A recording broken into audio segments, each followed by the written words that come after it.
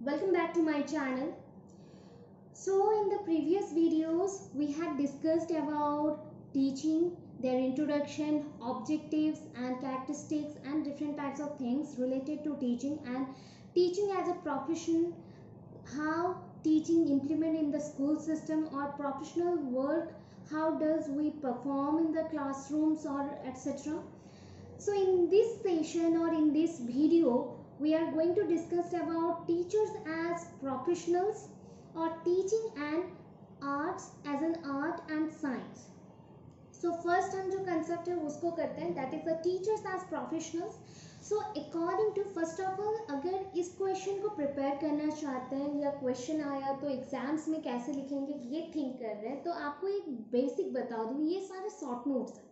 So short notes के लिए आपको क्या करना है, फर्स्ट ऑफ ऑल थोड़ा सा टीचिंग का इंट्रोडक्शन दे देना है, कैरेक्टरिस्टिक्स दे देना है, देन जो क्वेश्चन में आता है उसको लिखना है. सो उसका इंट्रोडक्शन एंड कैरेक्टरिस्टिक्स दे दिए तो ऑलमोस्ट 1 पेजेस चला जाएगा. 1 पेज मीन्स अप्रोक्सीमेशन में पकड़े तो 20 लाइन्स चले जाएंगे. इसके बाद हमें कंसेप्ट जो है उसको लिखना है. तो कंसेप्ट को इतना बड़ा कोई भास्ट कंसेप्ट तो है नहीं, सो आपको शॉर्टकट वे में प्रेजेंट करना है. तो शॉर्टकट वे में क्या है, first of all teachers as a professional, उनके एथिक्स हैं, उनके रूल्स होते हैं, उनके भी कम्युनिटीज़ हैं. ऑलरेडी आप लोग जानते हैं उनके कम्युनिटीज़ हैं. As we know in the community different definition should be performed or should be defined by different authorities to designate the teachers professionalism or designate the different job qualification or different things. So teachers as a professional जब भी आप बताते हैं ना, उसको explain करने के लिए फर्स्ट ऑफ ऑल ये देखना पड़ेगा, कुछ वर्ड्स में आपको समझाती हूँ. दैट इज प्रोफेशनल टीचर्स के पास क्या क्या होना चाहिए. So we are professional teachers और not. Actually we are professional teachers because हम लोग आइदर इन सर्विस ट्रेनिंग में है या फिर एक्स सर्विस ट्रेनिंग में है. दैट मीन्स सर्विस से निकल के भी कोई ट्रेनिंग ले रहे हैं, मीन्स उनको सर्विस नहीं मिला है, और इन सर्विस में ड्यूरिंग द सर्विस भी कोई ट्रेनिंग लेते हैं. अगर वो ट्रेनिंग लेके ट्रेन टीचर्स हैं, ट्रेन ग्रेजुएट्स हैं एंड वो पढ़ाने जा रहे हैं, क्लासरूम में जा रहे हैं एंड कम्युनिकेशन और इंटरेक्ट करते हैं हर एक बच्चों के साथ एंड उनको अच्छे से टीच करता है, that is called the professional teachers. Professional teachers know everything that how we implement the methods and different methodologies in the classroom session, how we interact with the different individual differences, how the education is implemented in the classroom session where the different language persons are present. So ये सारे things को जिन्हें पता रहता है उन्हें हम बोलते हैं professional teacher. So professional teacher is the licensed professionals. That means उनको लाइसेंस मिलता है. लाइसेंस कब मिलता है, जब आप एक चीज़ में मास्टर्ड हो जाते हैं तब उसको हम क्या बोलते हैं, लाइसेंस बोलते हैं. मीन्स आपको एक डेजिग्नेशन दिया जाता है कि आप सारे कैरेक्टर्स को कैरी करते हैं और एप्लीकेबल है, इस क्राइटेरिया के साथ मैच हो रहे, सो दैट आपको लाइसेंस टीचर बोला गया. हु पोजेसेस डिग्निटी, आपका एक डेफिनाइट स्टेटस रहता है, आपका एक प्रॉपर एक आइडेंटिटी रहता है and reputations also. So normal values के अकॉर्डिंग जो आपका normal as a human being जो स्टेटस था उससे आपका भी moral values as well as the technical and professional जो कॉम्पिटेंशियस वैल्यूज है वो बहुत ज़्यादा रहता है. And he or she adheres to observe and practices a set of ethical and moral principles, standards and values. So normally whenever we are going to do something in the classroom session, so we follow some basic rules and regulations to perform our duties. Otherwise we are not professional teachers, because there's a professionalism or in the work of professionalism or in the job where we maintain our dignity or the status, we maintain our moral values also and competences also there. So ethically we mentioned that as a teacher we have to follow some basic rules and regulation laws to perform our basic duties as a profession or professional teacher. Okay, so ये basic definition है, आपको ऐसे ही लिखना है, because आप जो लिखिए code of ethics of professional teacher and 1997, ये अगर याद भी नहीं रहता तो एथिकल वैल्यूज़ के अकॉर्डिंग ऐसे मेंशन करना है, आप मेंशन कर सकते हैं। ओके, उसके बाद आपको मेंशन क्या करना है, सो मैं जो जो बोल रही हूँ उसको भी नोट डाउन कर ले तो बहुत बेटर रहेगा, बिकॉज ये बहुत ही शॉर्टकट है, वन टाइम आप सुन लें तो बहुत ही अच्छे से हो जाएगा। So a professional teacher perceives himself or herself as someone who can effect change. Means someone, अगर हमें कुछ change करना हो, somehow we are a person, we are the person which develop our society or who develop our society as a just like a growing plant. ठीक है, सो हमारे plant जैसे society को अगर ग्रो करना है तो हमें क्या रहना चाहिए, एज ए प्रोफेशनल टीचर हमें एफिकेसी और एफिशिएंसी होना चाहिए, so that we can use that efficiency in that world to grow or to promote the plant properly. So अगर ये सोसाइटी चेंज करना तो हमारा सेंस ऑफ एफिकेसी बहुत ही इंपॉर्टेंट होता है, because we are expert in teaching और technical session related to the subject matter.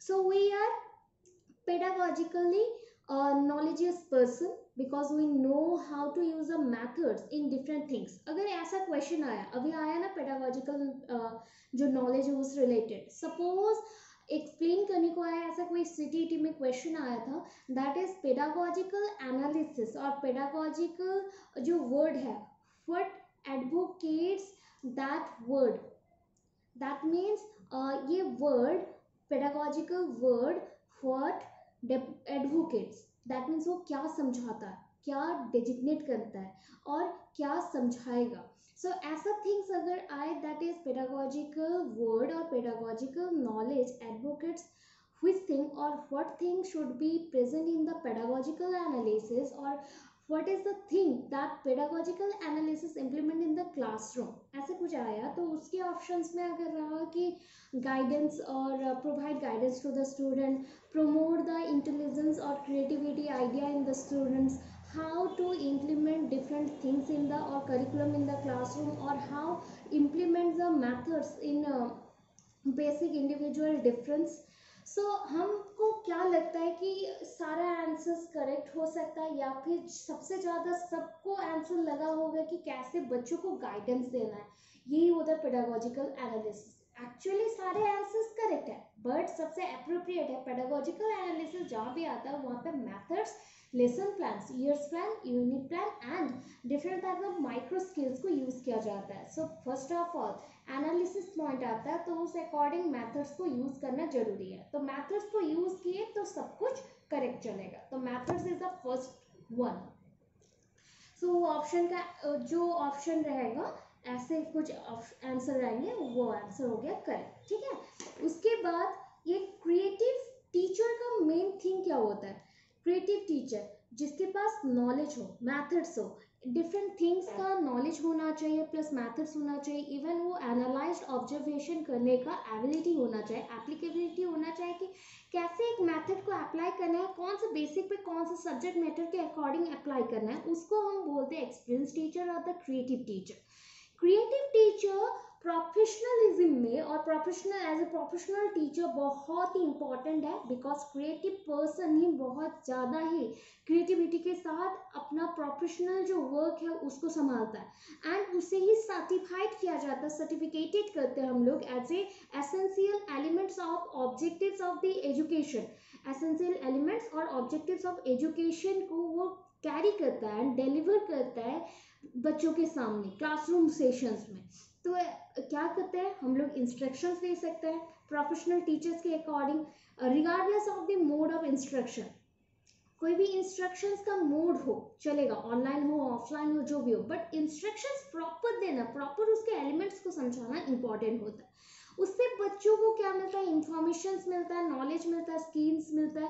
तो स्किल्स मिलने से क्या होगा ना, प्रिपरेशन एंड एक्सपीरियंस उसको जो मिला उसके थ्रू वो ग्रो कर सकेगा.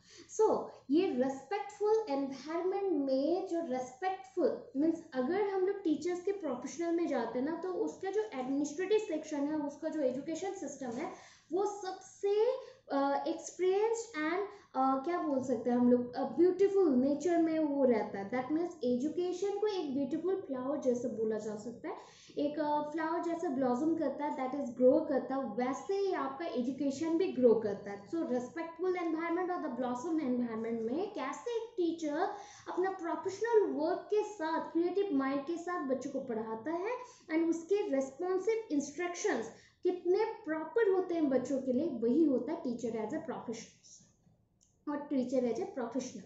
सो आपको एज ए टीचर कैसे करना है, ऑलवेज अगर बच्चों को डांट दिए, ऑलवेज अगर बच्चों को मारे पीटे, तो वो पढ़ाई नहीं हो होता है। उनमें क्या इश्यूज है वो जानिए, आईक्यू लेवल किसका क्या ज़्यादा है वो जानना इंपॉर्टेंट थिंग होता है। So teacher as a professional और टीचर एज ए प्रोफेशनल्स कैसे होते हैं, क्यों होते हैं, क्यों सिलेक्ट करते हैं, आपको मैंने इतना में बता दिया, ठीक है। सो नेक्स्ट चलते हैं, teaching as an art and science. Teaching as an art and science, normally teaching as an art and science, इसको समझे तो ये क्या है। Normally teaching as an art and science ये बोले तो टीचिंग एक एलिमेंट है, ठीक है, और टीचिंग एक बिगर एलिमेंट है, बोल सकते हो। जस्ट लाइक मॉलिक्यूल्स कैसे बनते हैं, molecules is a compound like, right. So molecules में अभी क्या रहता है कि 2 और 3 डिफरेंट एटम्स ज्वाइन करते हैं डिफरेंट प्रोपोर्शन में, एंड उसको ज्वाइन करने से हमें क्या मिलेगा कि मिक्सचर या कंपाउंड या मॉलिक्यूल मिलेगा। अभी उसका डेफिनेशन जैसे होते हैं, टीचिंग के भी वैसे ही होते हैं, बिकॉज टीचिंग एक बिगर एलिमेंट है, ठीक है, बिगर एलिमेंट है या बिगर मॉलिक्यूल है बोल सकते हैं। उसके अंदर जो छोटे छोटे से पार्ट्स हैं, this are the main element. तो टीचिंग ना कॉम्बिनेशन ऑफ 2 थिंग्स है, arts and science, as well as arts and science यहाँ पे इनकॉर्पोरेटेड है और इंटीग्रेटेड वे में है। सो टीचिंग दोनों एलिमेंट को लेके has elements of arts and science. That means the art क्यों बोले, because here we experience lot of things, here we share our experience to the students and instruct through our experience to the students. After that, teacher experience, self experience is the most important teaching process in that sessions. Just like ये example है ancient teaching का और the traditional teaching का, जहाँ पे गुरु ही सब कुछ थे। ऑलरेडी आप लोगों ने फर्स्ट सेम के पेपर में पढ़ा हुआ है कि गुरुकुल सिस्टम्स क्या है, बुद्धिज्म जैनिज्म क्या है, उसमें कैसे टीचिंग सिस्टम था। Role of a teacher is just like a facilitator because he or she provides some facilities or opportunities or creates opportunities to the students or for the students so that they grow properly according to their developmental phase।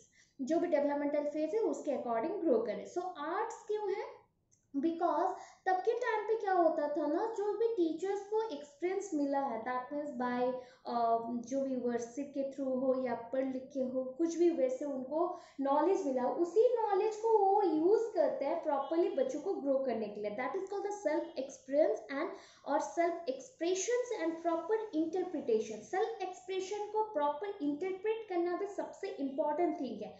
आप कुछ बातों को remember किए हैं, but उसको execute करना, उस बातों को ठीक जगह पे बताना, अच्छे से समझाना, ये इम्पॉर्टेंट होता है। सो ये आर्टिस्टिक वे होता है जिसके through teaching process ancient period में होता था और ट्रेडिशनल पीरियड में होता था। बट अभी के टाइम पे advance period, today's time is advanced period, just like the networking system is there, different types of computer system is there. So basically classroom is not limited to arts mean, so that is again followed some science means also. So science and arts combine together to deliver the education system or to growth, to promote the growth of the education system in proper way. So basically science means proper education, because in the science we use proper logic, how to use a logic in a different thing, and different logic is also included in a specific function to do specific function, otherwise the function is not applicable for the average student, right? So proper execution, use of strategies, methods, material where the teacher should analyze and observe everything. So यहाँ पर मैंने एक draw किया है, देखिए। सो मैं आपको बताती हूँ क्या है नहीं है। सो यहाँ पर बेसिक थिंग ये है, ओके, बेसिक थिंग ये है कि समरी में हमने क्या मेंशन किया, इफेक्टिव टीचिंग क्या है. सो इफेक्टिव टीचिंग ये होता है जहाँ पे teaching is a combination of both science and arts. ठीक है, आर्ट्स मीन्स क्यों है, proper interpretation and the self expression of the teacher. Suppose आप कहीं गए हैं, आप कहीं के मेंबर हैं, वहाँ पे आपको 10 लाइन कुछ बोलने को बोला गया एंड आपको पता नहीं है कैसे बोलना है, so you are not a good teacher enough. ठीक है, सो आपको क्या करना है, प्रॉपर एग्जीक्यूशन करना है. तो प्रॉपर एग्जीक्यूशन के लिए अपने सेल्फ एक्सप्रेशन को फर्स्ट ऑफ ऑल उसको जानना इंपॉर्टेंट है, आफ्टर दैट इम्प्लीमेंट करना और एक ज़्यादा इंपॉर्टेंट है. ठीक है, तो ये आर्ट्स मीन्स में जाता है. बट साइंस मीन्स में देखिए क्या है, science means proper execution, then use of strategies, then methods, then materials, then where the teacher should analyze and observe everything. So teacher as a professional or as a professionalism, teacher क्या करता है, as a profession or professional, teacher must execute every plan in a proper method and proper strategy. So planning should be there. Planning के through, analysis के through, observation के through ही ये complete हो सकता है. तो that is the advance type and the traditional type. Traditional type only by arts mean teaching is implemented, but in the advanced science plus arts is there. So this is our basic thing, क्यों effective teaching होता है. Science के through आप क्या करते हैं ना, arts एक इंटरप्रिटेशन है, self expression of the part of the educator है, where the teachers as a science, or sorry, teaching as a science, that is implemented through the different methodologies on the plannings. Planning should be there and planning should be maintained one by one. That means stepwise manner. Stepwise manner पे नहीं हुआ तो effective teaching नहीं होगा, unless that should not be effective for the teaching students. ठीक है, हम लोग स्टूडेंट्स को टीचिंग नहीं दे सकते, नॉलेज नहीं दे सकते, कम्युनिकेट नहीं कर सकते, we are not able to communicate with them. Properly communication चाहिए तो दोनों को कंबाइन करना पड़ेगा. So that's enough for your exam and that is a short question also. So इसके लिए भी ये अगर क्वेश्चन में आता है, that is teaching as an art and science, then आपको क्या मेंशन करना है, फर्स्ट ऑफ ऑल आपको मेंशन करना है teaching, then introduction, then there objectives mention कर सकते हैं एंड कैरेक्टरिस्टिक्स. 1 पेज के बाद आपको इतना लिखना है बस, that's enough for your exam note. Okay, so I hope आपको इतना समझ आया हो. इफ समझ आया प्लीज़ कमेंट करिए, कमेंट में अच्छा लगा हो तो प्लीज़ यस लिखिए, या फिर अच्छा नहीं लगा या क्या हुआ प्रॉब्लम, आपको कौन सा चीज़ समझ नहीं आया, मुझे कमेंट में मेंशन कर सकते हैं. एंड इफ अच्छा लगा हो प्लीज़, जो न्यू व्यूअर्स हैं प्लीज़ सब्सक्राइब कर दिए चैनल को एंड लाइक भी कर दीजिएगा. And stay tuned for the next video and thanks for watching. And preparation में लगे रहिए, OTET CTET आ रहे हैं. सो हर टाइप का प्रिपरेशन चाहिए, हर एक सब्जेक्ट के ऊपर प्रिपरेशन चाहिए, अदरवाइज OTET CTET और अदर जो TET एग्जाम्स है क्लियर नहीं हो सकते. सो प्रिपरेशन भी चलाते जाइए एंड हमारे साथ रहिए. Thank you so much.